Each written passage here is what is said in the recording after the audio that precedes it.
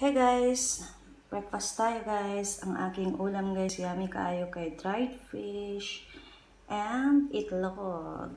Yung ating sunny side up na yung ibang itlog ko ay nasabog ko guys. And magkakape tayo guys. Ang favorite ko na kape dito, yung ating Old Town na white coffee. So ito siya guys. Favorite ko yan.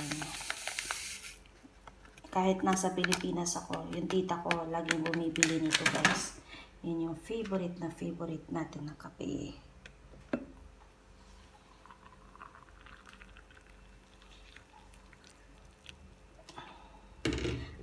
Yan yung pang halili ko sa Nescafe ko guys. Pag nauubusan ako ng Nescafe, ito lang yung aking kape. Ang sarap kasi nito, ang bango. Yan, kain tayo guys. Kape tayo.